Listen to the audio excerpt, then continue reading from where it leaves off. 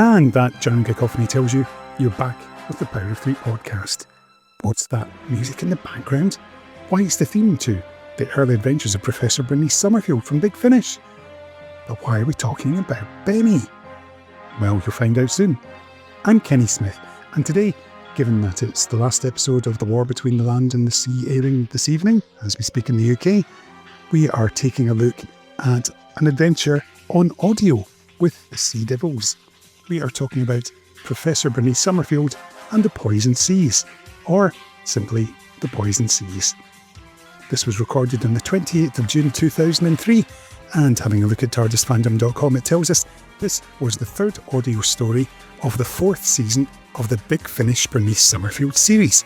It featured the Sea Devils, the first performed story to use them since the 1984 Doctor Who television story Warriors of the Deep. It was set in the planet Chozan, the setting of Big Finish's first original story, The Secret of Cassandra. But why would that be? Well, that's because it was written by David Bailley, who also wrote this story. And of note, The Poison Seas was part of the Benny fourth run, which came a year after Dance of the Dead, which had featured the Ice Warriors, and in the same season as Poison Seas, there was the Bellatron incident, which featured the Rootins, the Draconian Rage, which featured, yeah, you can guess, and then it concluded with Death and the Daleks with, yeah. And the following two seasons featured the K1 Giant Robot, and also the Cybermen and Monoids. So you could definitely say this was Bernice Summerfield and the Monsters. The director of this one was Edward Salt, and the producer was Gary Russell. Music, of course, was provided by David Darlington. So what more can we tell you about the Poison Seas? Well, looking at the cover, we can see Benny on the right in an Adrian Salmon piece of art, and there's some sea devils coming out of the water. That wonderful Adrian Salmon style. They've got glowing red eyes and they're all green and the rest of them. One of them, in fact, two of them are holding guns. There's one with a reddish glow in the background and they're coming out of reddish waters in what looks like a cave. The back cover blurb tells us, Professor Bernice Summerfield's life has never been what you would call simple. But just as she really feels like things at the Braxiatel collection might be settling down to some sort of normality, she is sent away from the comforts of home on a mission for the Earth Reptile Council. Bernice has visited the planet Chozan before, so she seems the ideal candidate to intervene when a sea devil colony there comes under threat from a terrorist cell. Under cover of visiting an old friend, Bernice sets out to learn who is working in league with the terrorists to ensure the eradication of the colony. But as she delves deeper under the oceans of Chozan, she discovers that something else, something much more ancient and powerful, wants rid of the Sea Devils. Soon, every living thing on the planet is in peril, and all because there's no place like home. Why don't I stop telling you about this and let's hear from people who actually know a little bit more about it, because they were involved in its creation. My name's Gary Russell, and I was the producer of the Bernice Summerfield range way back in the mist of time, from about 1997, I think, 97, 98, through till about 2003. And I'm David Bailley, and I wrote The Poison Seas. Certainly did. So Gary, this was one of the releases when Benny was encountering a lot of familiar monsters. Was that a marketing ploy to perhaps persuade some Doctor Who listeners to give Benny a go who maybe hadn't so far? I think you've just answered your own question there. Yes, we were sitting there. We'd done the adaptations, and then we'd done a run of completely original stuff, of which David wrote the very first one, which is one of my favourites. And Jason said to me one day, I think we need to boost Benny, so let's do some Doctor Who monsters in Benny because we can license those. So we had Sea Devils, we had Draconians, we had Rutans and Sontarans, we had Daleks, we kind of, that sort of fourth season of Benny, and it is the fourth season. We'd had, 3 seasons before this without having to do this. I just chucked every monster going into the pot that I thought would be exciting on audio, one of which was the Sea Devils, because I love Sea Devils and Silurians, as everyone knows, I'm obsessed with them. And I thought they got good voices for audio. I didn't quite realise that it was going to be very, very, very, very, very, very, very, very difficult for David to recreate Sea Devil voices. I thought it was going to be quite easy to sort of have everyone do Larry Lamb impersonations, but he ended up having to do it electronically, which I think I seem to remember every so often him sort of turning up at the Big Finish office and frowning at me without saying anything, but just frowning in a way that when Davey frowns at you, you've done something to annoy him. Oh yeah, David Darlington has a death stare. Yeah. I've had it often enough over the years. So David, how did you feel about being given the Sea Devils to work with? Yeah, I was, for similar reasons for David Darlington, I think I was apprehensive, because I thought, how am I going to do dialogue which is going to be quite slowly spoken and quite whispered all the time? And yeah, I listened to the story again this morning just to refresh my memory, and I think I would write it differently nowadays. I think I would try and keep some of the lines a bit shorter. There's quite a lot of whisper on whisper scenes where people have a lot to talk about, and a lot of the sci-fi exposition is done in Sea Devil voices, and I think that was a mistake. So yeah, but that was my only concern really when I was asked to write the Sea Devils. I was quite excited to be mucking around with a monster I really enjoyed as well. And it was, Gary, it was your idea, I think, to set it back on. Here comes the blame. Yeah, no, because I think it's a really nice idea. Chusan or Chusan or however I think there was lots of in this story. Lots of different ways. Often in the same scene. Thank you, Lisa. Yeah, I so enjoyed Secret of Cassandra. I liked the idea of a water world. I thought everything. I'm trying to think. Had we done Blood Tide by this point? I think we probably had done Blood Tide by this point. So I was probably at the point of thinking everything you could do with Silurians and Sea Devils on audio, we'd pretty much done on Earth. What would be the reason for the Earth reptiles, as we insisted on calling them in those days? Why wouldn't they go out into the stars? Why wouldn't they become explorers? So it made perfect sense to me that David had created Chosan, and I thought, let's fill it up with Sea Devils. And I think that was possibly the only real brief I gave you was, let's have a Sea Devil story set on a water world, not on Earth, and everything else is your fault. No, everything else came from your fertile mind. Yeah, I think we talked briefly about bringing back characters from Cassandra, and I think it was you that said, no, I want to set it much further on than that, so that there's been time for the Sea Devils and the humans to fall out, and for the Sea Devils to be relocated there and basically create a whole civilization for themselves.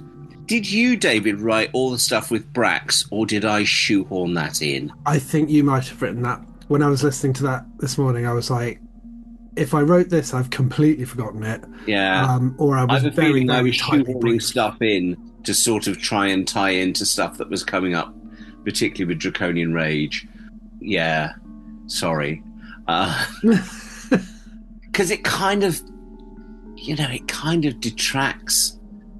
It gives Benny a chance, I suppose, to do a bit of exposition with Brax to sort of set up why she's really going there. Yeah. But I thought, no, I quite liked the fact that she had a secret mission, because there were other people with secrets who were up to no good. So it had a nice interplay with all that stuff. Yeah, so I don't feel it detracted. And the weird thing for me, and so here am I saying to all these writers, I want you to write some Benny stories with Doctor Who monsters that can have interesting voices, and then proceed not to direct them, and turn around to Ed Salt and say, you can do the Sea Devils, you can do the Draconians. I think he did the Sontar and Rutan one as well. I don't know why I decided that, having inflicted these mad ideas on everyone, I then sort of went, yeah, you can take responsibility. But it was nice to have Ed doing the directing this time around, because other than being brilliant at directing, Ed, because of his connections with North Wales and theatre, always brought new and exciting cast members with him. People who hadn't done audio before, certainly hadn't worked for Big Finish before. And it was very good for me to sit there and go, oh, I'll have that person back. I'll have that. And I remember going into studio and listening to some of this being done and thinking that Evan Hugh David was just utterly brilliant as the lead Silurian, and promptly cast him in Faith Stealer about a year later, because he's just brilliant. And that was the lovely thing about Ed, is Ed would do the hard work of convincing all these people to come and work for Big Finish and explain what it was. And then I could just swoop in later and say, now come and do a Doctor Who. And they'd go, oh yeah, I know what that is. I know where the studio is. Oh, that's great. David, with the world building, you get quite a lot done in a very short space of time. Getting across, like, here's Benny's old friend, who's been as a sea devil, and it comes across very quickly, the friendship, and it does seem genuine. I think obviously a big part of the playing is the wonderful Lisa. Oh yes, yeah. I mean, it's been a while since I've listened to Benny play, and I was instantly surprised all over again at just how bloody good she is in it. I mean, really, really good. Yeah, the world building. I think what Gary was saying when I suggested I wanted to set it all a little bit further on, I was really aware that when you're handed Sea Devils, you kind of, you know instantly the baggage they have, which is that they are, in terms of the TV, they basically just retrod the same story as the Silurians, and it's always the same kind of story with them, or elements of it, the idea of them sharing home with humanity. So the chance to plant that onto another planet, but one where this conflict had developed and festered between the two nations about which of them really owned the place. I think it was just a really nice melting pot of not politics, because I don't think it was that, but just this idea of what home means to all these people and how much it means to all these people and how wrong they all are because it all belongs to the sea. So yeah. I remember reading the script, or the synopsis probably, and thinking, oh god, yeah, this is where it becomes brilliant for me, which was the revelation that the sea is alive and the sea has taken over Lernix, and the sea is the villain, as it were. And even the sea really isn't the villain, because it's the sea's home world. And so he's kind of going, like we would if our house was suddenly invaded by ants, we'd get rid of them. And the sea is kind of going, yeah, get off my world, all of you. This is our world. This is where we live. And I thought that was just quite an interesting idea. Sentient sea. I think it worked very well. And it was quite handy as well on a technical level, because it gave Evan Hugh a chance to do two different voices. He had his Sea Devil voice for Lernix, but when he's the sea, he can speak normally. There's suddenly no Sea Devil effect on it. And that solves a multitude of sins.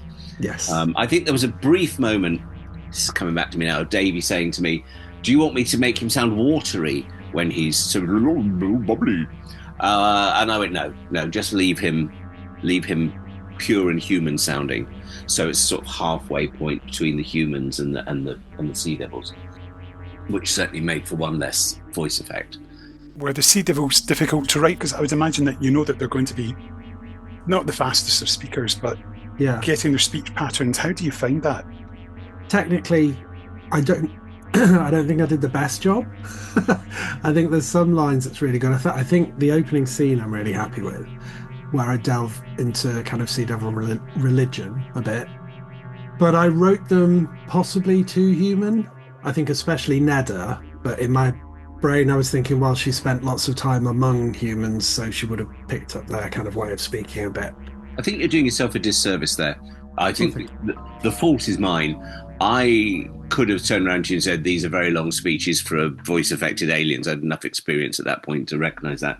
But I think because I thought they would all just be talking like this, so it didn't occur to me that we wouldn't necessarily be able to distinguish them. The slowness I knew we were always going to get. Because we had to treat them electronically, I think occasionally that causes the distortion in you going, what did they just say? But I don't think it's about the dialogue. I don't think it's about the length of the lines. I think it's just an unfortunate thing that we couldn't get the Sea Devil voices quite to work as well as Davey wanted them to. when he was doing the edit, and I know he was getting very frustrated because we'd found a way to do Silurians. We just couldn't find a way to make Sea Devils work, which is why we didn't do them again. But I don't think that's anything to do with the script. I think that's my fault as a producer for not sitting down and thinking, oh, this will have to be done electronically. I genuinely thought, well, it's all right. It'll just be everyone talking like this. Yeah. And which would be fine, which would be absolutely fine in terms of the dialogue that you wrote for them. So it's all my fault. We have a few moments with some human and Sea Devil clashes, which seems like familiar. Imagine that. I know, it's funny how it just keeps happening. Yes, you were very prescient, obviously. They're kind of a blank slate, to be honest. There's been lots of kind of background given to them through the New Adventures over the years and through Big Finish stuff. But I think more so than the Silurians, they are, when we've seen them come back in the Jodie Whittaker special, there was a whole kind of new bit of mythology about them. And now again, there's a whole load of new stuff in the war between the land and the sea. You can kind of do whatever you like with them. So I certainly wasn't thinking, oh, I must have, if you're writing a Dalek story, you have certain lines: seek, locate, exterminate. You've got to have a mutant in there somewhere. There's no kind of touchstones like that for the Sea Devils. I think the flaw with the Sea Devils, really, that you had to encounter, bearing in mind that this is 2001, 2003. 2003, God, yes. Exactly. I was 6 years old. Yeah, you wish. And I think the problem is that if you look at the Silurians and you look at Warriors of the Deep, which of course is what we had at that point, the individual Silurians in those two stories have definite characters is pushing it, but they have roles. You have a scientist, you have the old Silurian, you have the mad young one, then later on you've got the weird three from Warriors. But the Sea Devils in both 1972 and in Warriors of the Deep have no character whatsoever.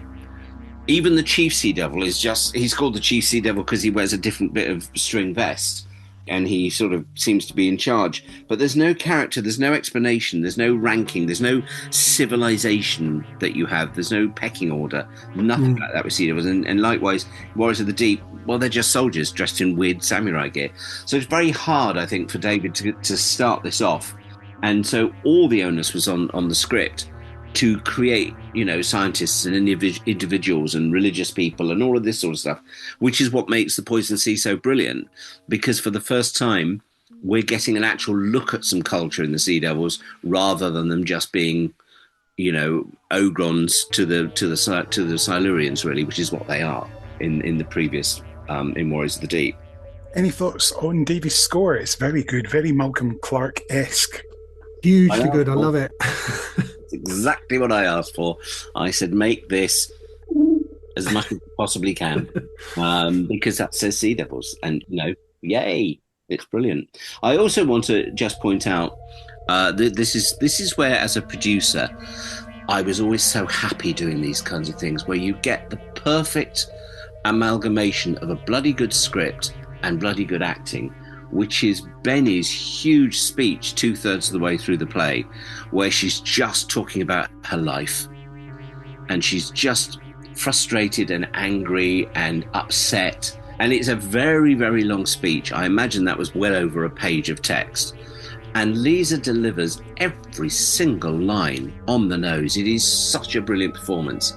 And it's such a good speech for her to have. And I think it's a really classy moment in the script. I think it's lovely. I enjoyed listening to that. It took me by surprise when I was listening to it. I'd forgotten all about it. And I thought, this is a long speech. And my God, she's delivering it well. And she should, because it's written rhythmically so brilliantly. Oh, bless you. I'd kind of forgotten about it as well. I wrote it. I know. So, aren't I good? In fact, a lot of times listening back to it, I thought, gosh, I wouldn't write things this long anymore. I'd be, keep it moving, keep it peppy. And I think I would have lost things exactly like that moment if I was to write it today. So that was a lesson for me. Well, yeah, this is it. We all grow. It is scarily 20 years ago. Yeah. And we all do change and we all learn from experience. But occasionally, I think if someone delivered that script to me today, I might turn around to them and say, make it a bit peppy, make it a bit snappier, make the dialogue more interactive, so it's back and forth rather than speech. But then I'd get to that speech of Benny's and I wouldn't touch it. I'd say, no, that is exactly the perfect speech for that perfect moment, that I wouldn't change a word of that and I wouldn't change it now. I think it's just a brilliant moment in the story, and it's a brilliant moment for Lisa to really get her teeth into. And she does it really well. Yeah. And what a glorious cover from Adrian Salmon. Yes, I remember for some reason I was thinking it was much earlier in the run than it is. You know, I was thinking like this was season 2, and suddenly discovering it was series 4, and I was thinking, oh, blimey, it is a brilliant cover. But then Adrian was absolutely knocking them out the park. Yeah. At this point for Benny, you know, he never did a bad cover for Benny. He really didn't. He gave his all for these, and I think the lovely thing for him doing the Benny covers, and I'm speaking for him here, obviously, because he's not here to speak for himself, and unfortunately he'd disagree with me. But I think the thing he was probably enjoying was, at this stage for DWM, he'd still mostly been doing black and white. I think they just sort of put the Cybermen strip possibly into colour around this point. But one of the reasons he seemed to really enjoy doing the Benny stuff for us was it gave him a chance to do colours. And I always said to him, I love spot colour, so pick 2 or 3 colours and do everything in that. So this one is red, green and yellow, and shades of that. There's no blues, there's nothing like that. He's very, very smart and very clever with his use of colour. And I think that's a really evocative colour. I think it's brilliant. It's beautiful. And the Sea Devils take pride of place. They are what you look at them, and then you kind of see a yellow Benny, and then you see the red sea and everything, and it's like, yeah, but those Sea Devils with their red eyes, fantastic. It's gorgeous, absolutely gorgeous. I'm just looking at it now, and I'm thinking, because a couple of them are holding their iconic guns. I don't think I had them use them in the story once. Yeah, you do. Oh, I do? Yeah, you do, because we had the sound effects. Okay. The sound effects are there. That was a conversation with Davey, that they are lifted from the VHS of the Sea Devils. We didn't even have the DVD of the Sea Devils in 2003, I don't think.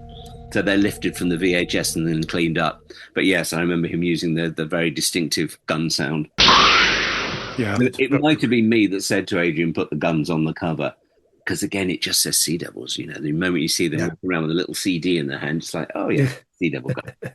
So, David, it wasn't too traumatic coming back to it for you then? No, not at all. It wasn't the Sky Mines of Karthos. I'm allowed to say that. No, I really enjoyed listening to it. And it has been 22 years, so I have basically forgotten it all. So it was like listening to it fresh. So I was able to enjoy it with a lot of distance. So that was nice. Yeah, I was really happy with it, really proud of it. What about you, Gary? Mines of Karthos. You tell me. I think you gave me quite a long list when you saw the script. I don't know what you mean. I was never like that. I was a sweetheart to work for, and I never made anyone work hard. I was never rude about their scripts in any way, shape, or form, least of all the Sky Mines of Karthos. So, Gary, how was it for you coming back to it all these years later? It was interesting because I literally remembered nothing of it. I think in my head, I've tried to... I mean, you'll know this from when you and I have been talking through the Doctor Who's I produced, how often I said to you, I'd completely forgotten what that story was about and how it was like doing something new. Well, with the Bennies, that's even more so because I've got all the Doctor Who crap layered on top of it. So the Benny stuff is like, listen to everything afresh. Every time I sit down and listen to a Benny, I'm like, this is really, really good. I'm really pleased with this.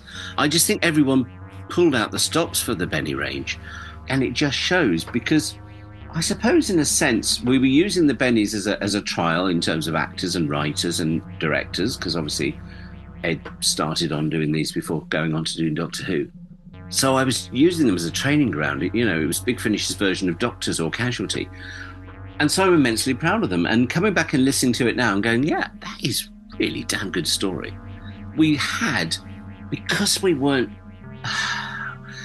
contained is the wrong word, but we weren't trapped in the world of Doctor Who with Benny. We could do anything.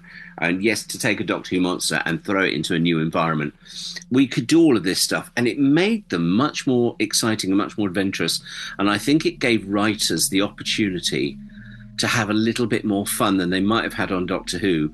Whereas I've always said with Doctor Who, you're in a big sandpit that everyone's playing in and you have to put your toys back at the end of it. And other than not killing Benny, really, the toys you played with in a Benny audio were much more free, and you didn't necessarily have to leave them exactly as you found them. And I think we had a lot more discussions around this time of where we were going to take Benny and the things we could do with Benny and the setups we could set up or explore or break, and starting to move away, I think, from the Braxiatel collection and all of this sort of stuff, and making Braxiatel particularly shady and everything. So it was all coming together. We could have a lot more fun on the Bennies, and I think this is a prime example of us having just an awful lot of fun with the character of Benny and some lovely Doctor Who monsters that deserved a better outing than they'd ever had on television. Fantastic. Gentlemen, thank you so much for your time. Thank you. Thank you. Thank you very much, David and Gary. And also, talking of David's, thank you to David Darlington for letting us use his score from this story, which you can hear in the background right now. It's available to buy on his Bandcamp site if you're interested, and it's a bargain. So, how did The Poison Seas do at the time of release? It was reviewed in Doctor Who magazine issue 339, and it was reviewed by Vanessa Bishop, and Ness can be tough. So what did she say? David Bailley's The Poison Seas not only resurrects the Sea Devils, but takes Benny back to Chozan, the setting for the author's previous play, The Secret of Cassandra. Bailley might be pleased, the location saving him from scripting another rehash of the Sea Devils versus humans fight for ownership of Earth. But Benny's certainly not. She's been volunteered by Brax to investigate a terrorist threat to the planet's Sea Devil colony, and is pretty narked at being sent off in a dodgy sub, accompanied by the even dodgier Carver, Jenny Livesey. The Poison Seas, however, isn't so much about solving mysteries as it is a Malcolm Hulke-style eco-thriller about a protein in the water that's affecting the Sea Devil's DNA and causing them to mutate.